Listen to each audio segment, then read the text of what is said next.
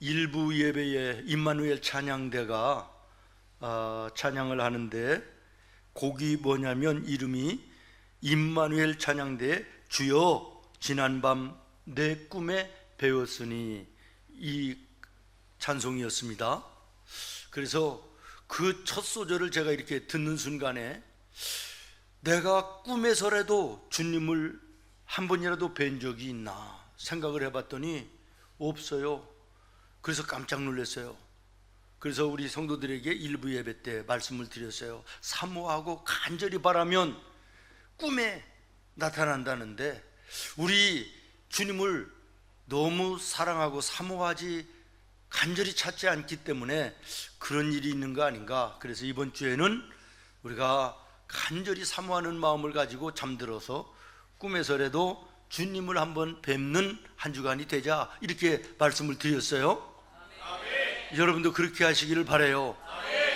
그런데 2부 찬양대에 오늘 선곡을 보니까 제목이 주 나의 이름 부를 때예요. 그래서 제가 우리 집사님한테 여쭤봤어요.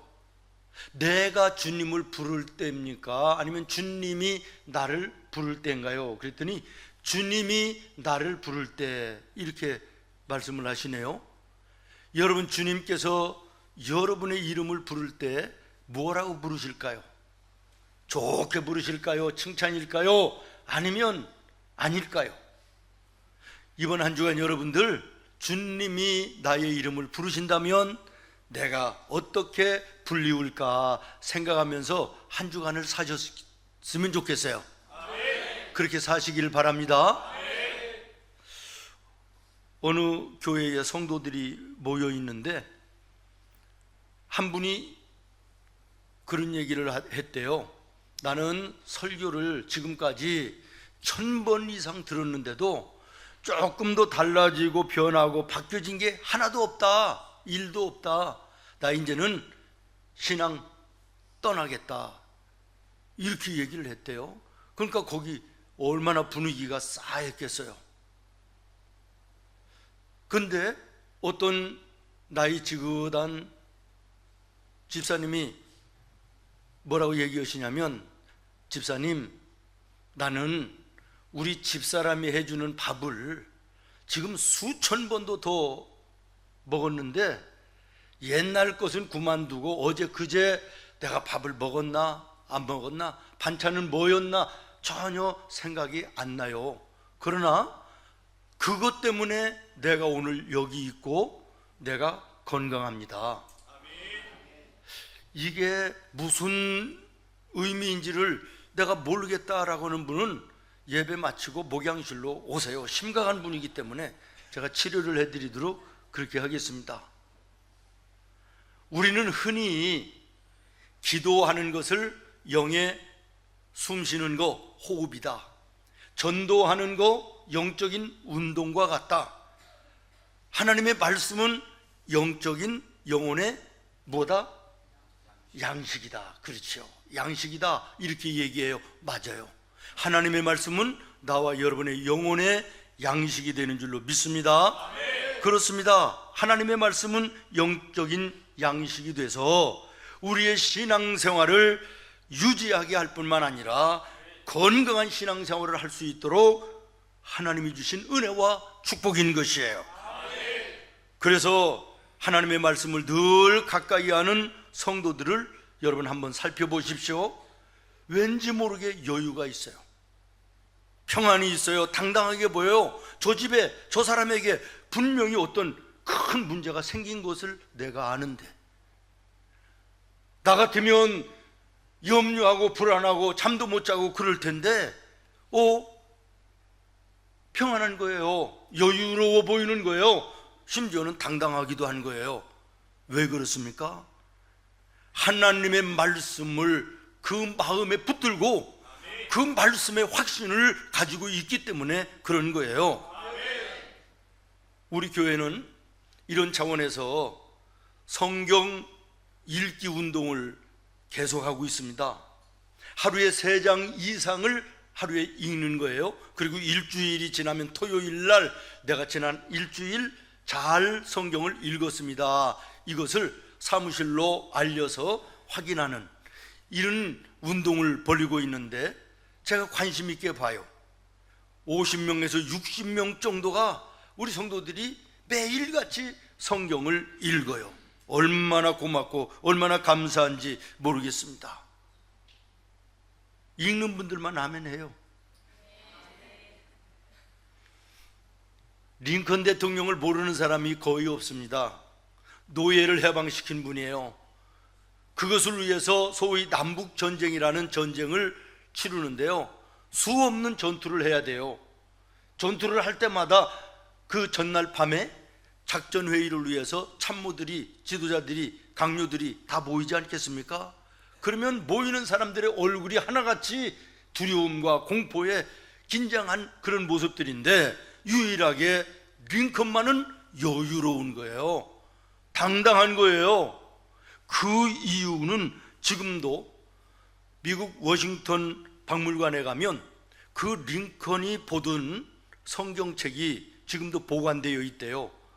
그런데 유독 눈에 띄는 아주 낡은 부분이 있는데, 거기가 어디냐면 시편 34편 4절 있는 그쪽이라는 거예요. 내가 여호와께 간구하매 하나님께서 내게 응답하시고 나의 모든 두려움에서 나를 건지셨도다. 이 말씀을 늘 읽었다는 것이고, 이 말씀에 힘입어서 살았다는 거예요. 링컨이 9살 때 어머니 렌시 여사가 세상을 떠났다 그러네요. 신앙이 깊었던 어머니가 링컨을 불러서 마지막 유언을 합니다. 내 사랑하는 아들아, 나는 내가 돈 많이 버는 부자, 위대한 인물이 되는 것보다 하나님의 말씀을 늘 가까이 하는 사람이 됐으면 좋겠다. 삶에 특별히 어려운 일이 닥칠 때마다, 위기가 올 때마다 하나님의 말씀을 읽어라. 이게 유언이었다는 거예요.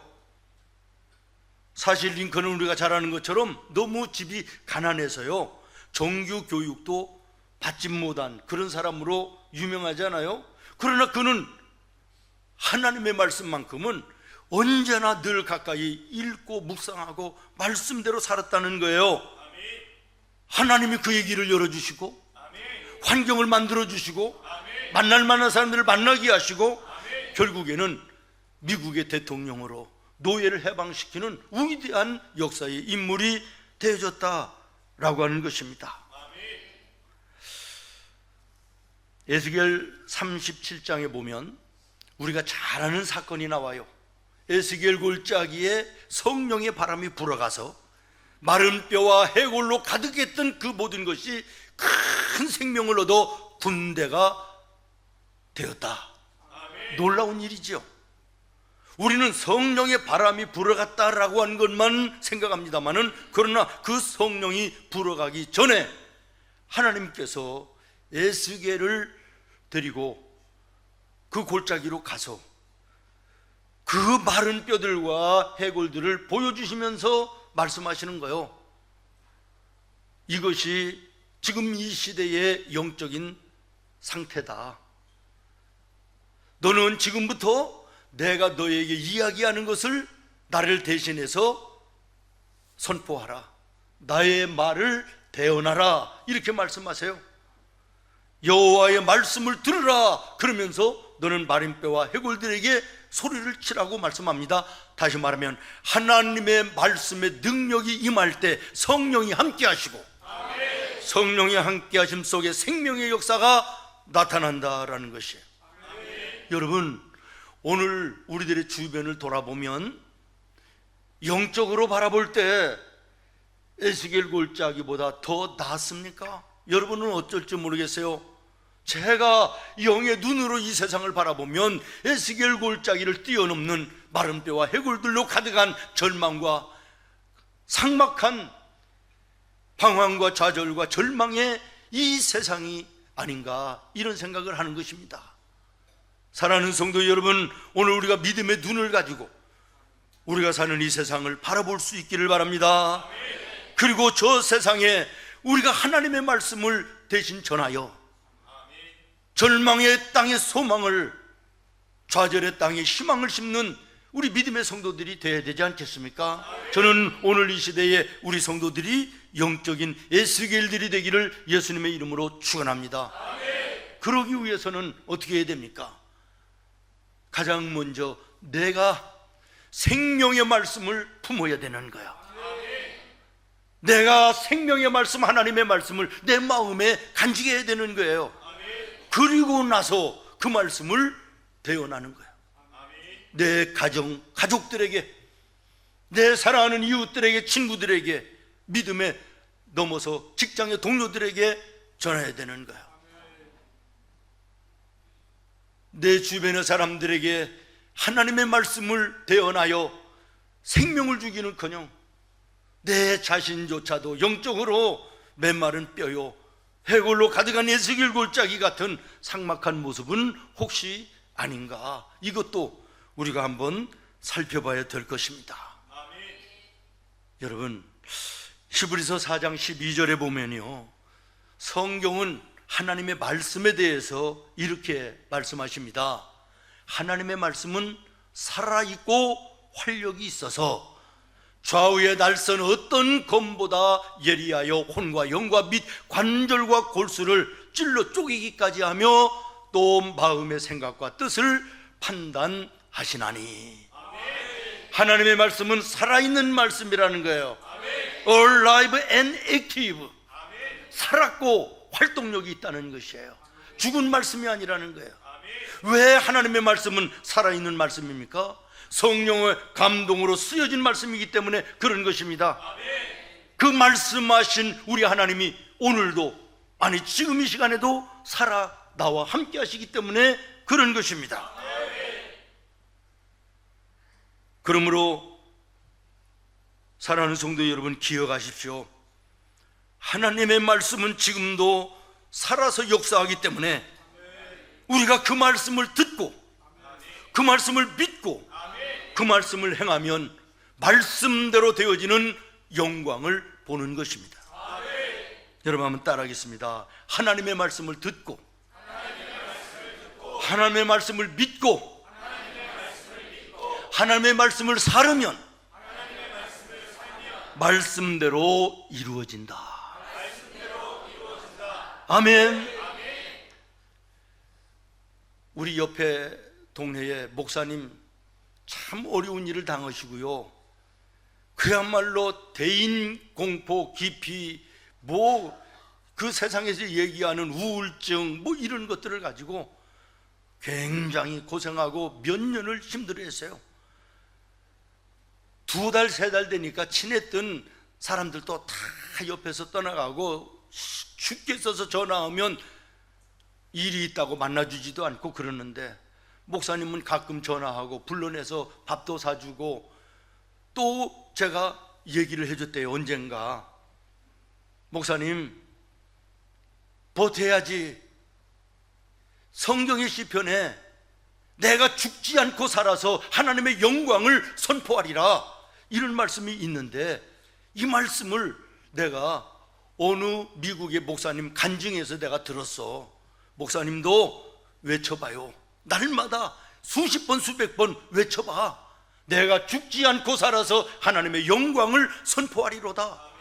그 말씀이 마음에 와서 확 닿았다는 거예요. 그래서 그 말씀 붙들고 이겨냈다는 거예요. 그래서 오늘 건강하게 대학교 교수도 하시고 목회도 하시면서 가끔 전화해서 목사님, 나는 목사님을 잊을 수가 없습니다. 생명의 은인입니다. 너무 감사해요. 여러분 말씀을 붙드시기를 바라요. 말씀이 능력이에요. 말씀이 생명인 것입니다. 말씀은요, 축적의 가치가 있는 것이 아니라 사용의 가치가 있는 거예요. 아무리 많은 성경 아는 말씀을 쌓아놓고 있다고 해도 능력이 나타나지 않아요. 한 말씀을 알아도 그 말씀 붙들고 살면 거기에 역사가 나타나는 거예요. 능력이 나타나는 것이에요. 요한복음 4장에 보면 예수님이 갈릴리에 계신데 저 가버나움이라는 곳에서 왕의 신하가 찾아와서 나 아들이 지금 죽어갑니다. 병들어서 죽어갑니다. 좀 와서 살려주십시오. 이렇게 부탁을 합니다. 갈릴리에서 가버나움까지는요 32km가 된다네요. 그리고 신하라고 얘기만 해도 되는데 왕의 신하라 이렇게 성경이 기록됐어요. 왜 그랬을까요? 왕이 특별하게 애끼는 사람이었다는 거죠. 다시 말하면 고위직에 있었다는 거예요. 그런데 아들이 죽어가니까 다급해서 예수님을 찾아왔는데 그 모습이 얼마나 간절하고 얼마나 사모하는지 예수님이 보실 때 인정할 만한 믿음이 있었다는 것이겠죠. 그래서 거기에서 선포하십니다. 가라, 너의 아들이 살았다.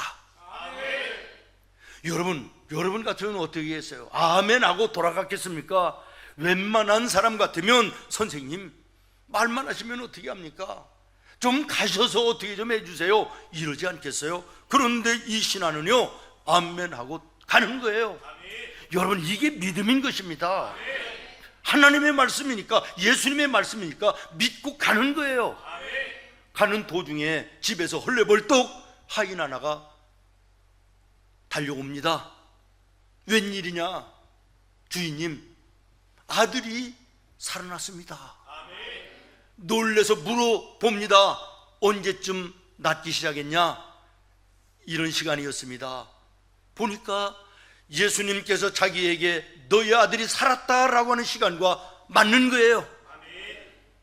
다시 말하면 예수님의 말씀, 하나님의 말씀은 능력이라는 거예요. 생명이라는 거예요. 문제는 우리가 사모함으로 받지를 않아요. 간절함으로 사모하지 않아요. 그러니까 말씀이 되지 않고 흘러가는 소리로 끝나는 것이지요. 맞습니다. 하나님 그 말씀은 살아 역사하는 능력이 있습니다. 왕의 신하의 아들을 죽을 병에서 고치시는 능력뿐만이 아닙니다. 이것은 주님의 입장에서 볼 때 아무것도 아닙니다. 믿는 자 모든 자의 영혼을 거듭나게 하십니다. 베드로전서 1장 23절에 이렇게 말합니다. 시작. 너희가 거듭난 것은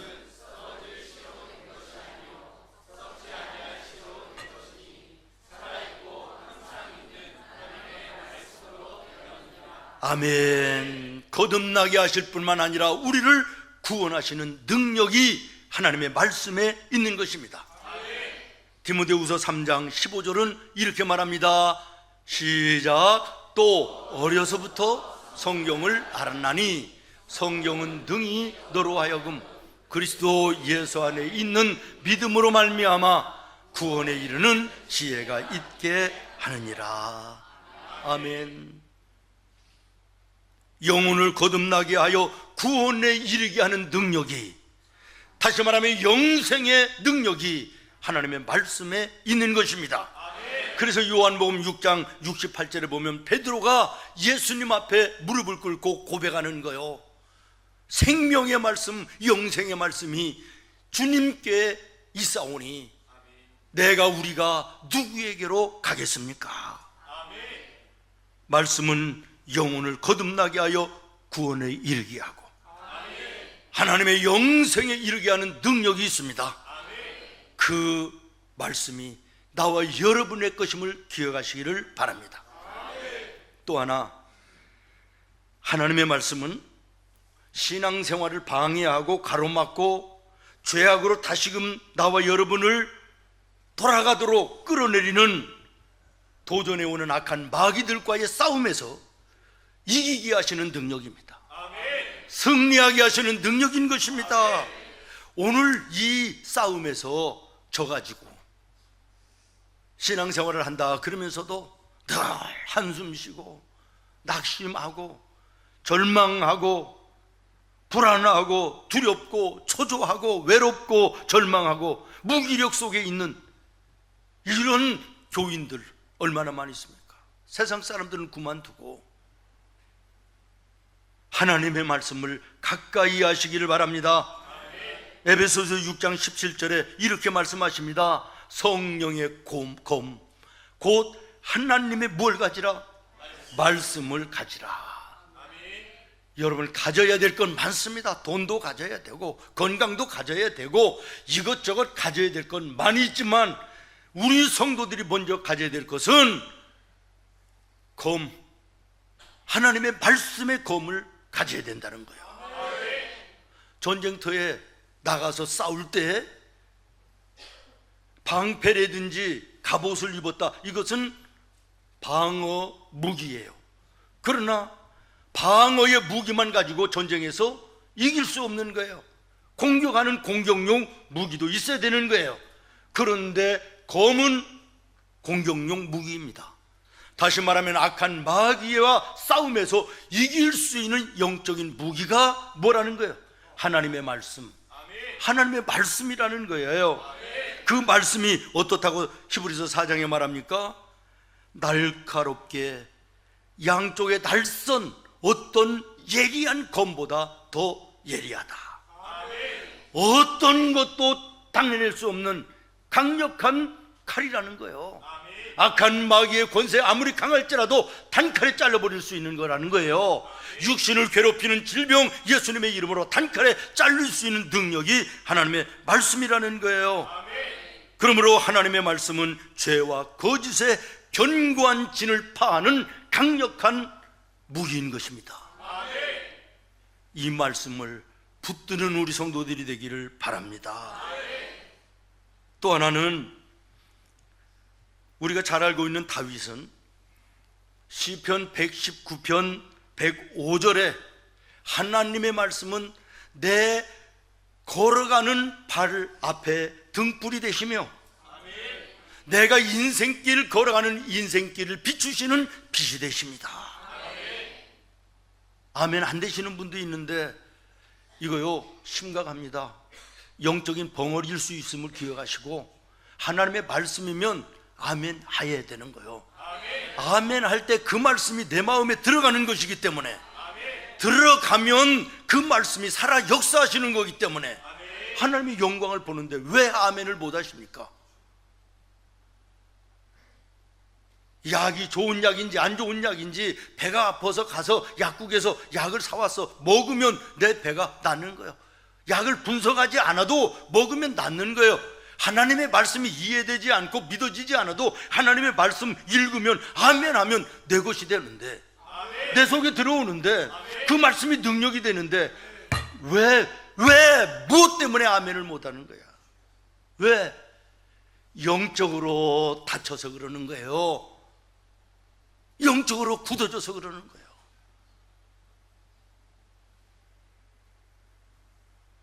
우리가 살아가는 세상 어둡습니다. 캄캄합니다. 캄캄한 밤에 다닐지라도 주께서 나의 길 되시고 나에게 밝은 빛이 되시 길 잃어버릴 염려 없네. 세상 사람들은 그만두고 예수 안에 신앙의 길 걸어간다 그러면서도 인생 걸어갈 길을 제대로 찾지 못하고 오늘 내가 무엇을 해야 될지를 제대로 알지 못하고 방황하며 실망하며 낙심하며 주저앉아 있는 자들이 얼마나 많이 있습니까? 하나님의 말씀을 붙드시기 바랍니다. 가까이 하시기를 바랍니다. 그러면 여러분의 걸어가는 인생길에 등불이 되주시고 빛이 되셔서 죄의 자리에 빠지지 않게 하시며 실패와 고통의 자리에 들어가지 않게 하시며 하나님 나라 가기까지 밝은 길 걸어 주님과 함께하는 놀라운 은혜를 허락해 주시는 것입니다. 오늘 말씀에 보면 하나님의 말씀이 들어가면 그 말씀이 빛이 되어서 마음속에 가장 깊은 곳에 있는 모든 것이 드러나지 않는 것이 없다 이렇게 말씀하시지 않아요? 여러분, 하나님의 말씀은 빛입니다. 빛 가운데는 숨겨있던 것이 밝게 보여지는 것입니다. 하나님의 말씀은 모든 인생의 일의 기준이 되십니다. 그래서 성경을 캐논이라고 얘기합니다. 기준이라는 거예요. 내가 갈 길을 알지 못하겠다, 인생의 의미를 모르겠다, 오늘 내가 어떻게 해야 될지 모르겠다, 여기를 해야 되느냐 가야 되느냐 말아야 되느냐, 이 일을 할 것이냐 말 것이냐 혼돈스러울 때 하나님의 말씀을 보시면 됩니다. 말씀이 대답하여 주는 거예요. 빛이 되어서 비춰주시는 거예요. 어리석은 인생들을 보면요, 정말 한심하게 이를 데 없는 일들 많아요. 성악설이냐 성선설이냐 이거 갖고 싸우고 난리나요. 그것도 예수 믿는다는 사람들이. 닭이 먼저냐 알이 먼저냐 이거 갖고 예수 믿는 사람들이 다퉈요, 논쟁해요.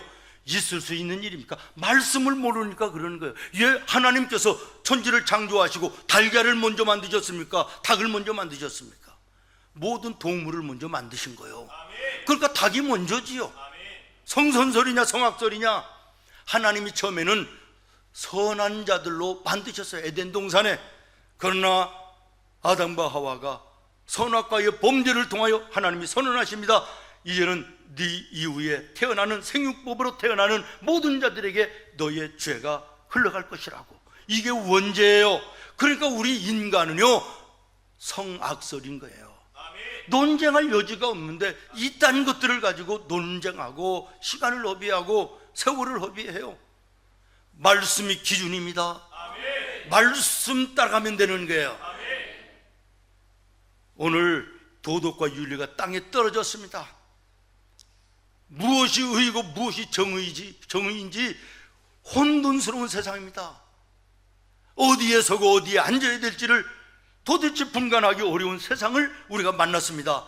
그러기에 하나님의 말씀이 필요한 것이에요. 말씀만 붙들면 되는 것이에요. 말씀을 마치겠습니다. 사랑하는 여러분, 우리는 오늘 이 아침 사무엘하 6장의 말씀을 읽었습니다. 이 사무엘 6장, 사무엘 상하, 요즘에 새벽마다 한 장씩 읽고 강의하는 내용입니다. 사무엘하 6장의 말씀이 지난 금요일 날 읽은 말씀입니다. 새벽 예배에 나와서 함께 예배하는 성도들은 이 앞뒤의 말씀을 다 연결하여 아마 알고 계실 거예요. 결론부터 말씀을 드리겠습니다. 오늘 설교의 제목이 뭔지 여러분 읽어요. 시작. 여호와의 궤, 법궤가 다른 말로 얘기하면 뭡니까? 하나님의 말씀. 아멘. 하나님의 말씀이에요.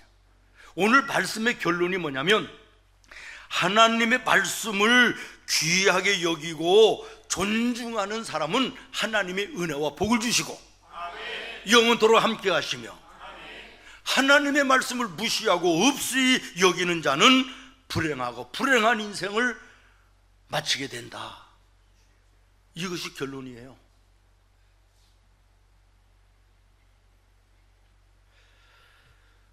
우리가 잘 아는 다윗이 이스라엘의 왕이 됩니다. 2대 왕이 돼요, 사울을 이어서. 그런데 순적한 것이 아니었어요. 저쪽에서 기회를 잡은 어떤 음흉한 한 놈이 사울이 죽은 그 이후에 남은 아들 하나를 왕으로 또 세워가지고 이스라엘의 왕이 2명이 된 거예요. 그러니 얼마나 불안정해요, 나라가. 그런데 하나님의 은혜로 저 사울의 아들이 서서히 무너져 완전히, 이제는 12지파가 다 함께 모여서 다윗 한 사람을 이스라엘 왕으로 추대해요. 다시 말하면 이제는 명실공히 이스라엘 나라가 안정되고, 안정된 나라의 주변에서 나라들이 조공을 갖다가 스스로 갖다가 바치는 강력한 나라가 된 거예요. 그러나 다윗의 마음속에는 늘 불안한 거예요. 아, 이건 온전한 것이 아니다. 하나님의 말씀 법궤, 하나님의 말씀이 저 밖에, 성 밖에 있는데 나는 혼자 예루살렘 성 안에서 편안히 먹고 자고 있구나.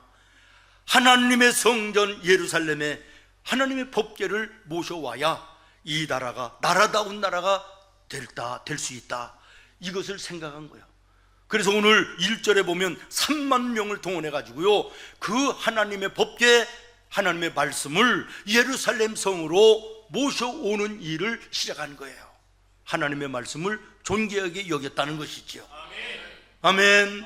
그런데 한 번에 들어오는 상황이 못 돼서 오벳 에돔의 집에서 3달을 법궤가 머무르게 됩니다. 오늘 11절 말씀에 보면 3달 머무르는 그 3달 동안 하나님께서 그 오벳 에돔의 집에 모든 것에 복과 은혜를 베풀어 주셨다는 거예요. 다시 말하면 하나님의 말씀을 귀중하게 여기고 존중하는 다윗과 오벳 에돔에게는 하나님께서 넘치도록 부으시는 은혜와 복으로 충만하게 하시고, 그러나 이제 오늘 말씀 읽은 뒷부분에 보면 다윗 왕이요, 왕의 자리에서 하나님의 법궤가 예루살렘으로 들어오는 것을 보면서 너무나도 기뻐서 뛰어나가 가지고요 춤을 췄다고 그랬어요. 오늘 말씀에 보세요. 힘을 다하여 춤을 췄다는 거예요. 얼마나 기뻤으면. 그런데 그 모습을 창문 너머로 그의 아내 미갈이 보았다. 사울의 아내, 사울의 딸이지요, 미갈이. 그러면서 뭐라고 얘기해요? 다윗에게 얘기하는 거예요. 당신 왕의 채통도 버리고 그게 무슨 짓이요? 계집종들도 보고 백성들이 다 보는 데서 왕이 춤추고 그게 할 일입니까? 이랬다는 거예요. 이건 다시 말하면 하나님의 말씀 법궤를 존중하지 않았다는 거예요. 귀하게 여기지 않았다는 거예요. 다윗이 얘기합니다. 내가 그보다 더 채통이 무너지고 깨져도 하나님 말씀 앞에서는 나는 더 뛰고 더 춤을 출 수밖에 없다, 이렇게 얘기합니다. 이것을 비아냥거리고 조롱하던 미갈 32절에 뭐라고 얘기합니까? 죽을 때까지 그 여인에게서는 자식이 없으니라. 오늘 말씀의 결론이에요. 하나님의 말씀을 존귀하게 여기고 존중하는 자, 늘 함께하고 가까이 하는 자, 하나님이 함께 하십니다. 오벳 에돔에 주신 복을 부어 주실 것입니다. 그러나 미갈처럼 하나님의 말씀을 없이 여기고 존중하지 않는 자, 불행한 인생을 살 수밖에 없습니다. 저는 오늘 이 본문의 말씀을 읽으면서 한 가지 더 깨달았습니다. 다윗이 모든 것을 갖추고 유일한 왕이 되며 강성한 나라가 돼서 주변의 나라들이 스스로가 무릎 꿇고 조공을 가지고 오는 상황에 이르렀지만, 그러나 하나님의 말씀이 예루살렘 그 이스라엘의 중심에 들어와 안착할 때 비로소 명실상부한 이스라엘이 되었던 것을 주목하자는 것이에요. 무슨 말이냐? 오늘 나와 여러분 수십 년을 예수 믿었다 할지라도 하나님의 말씀이 내 마음의 중심에 자리 잡지 아니하면, 여러분의 가정에 하나님의 말씀이 중심이 되어 자리 잡지 아니했다면 명실상부한 그리스도인은 아니라는 거예요.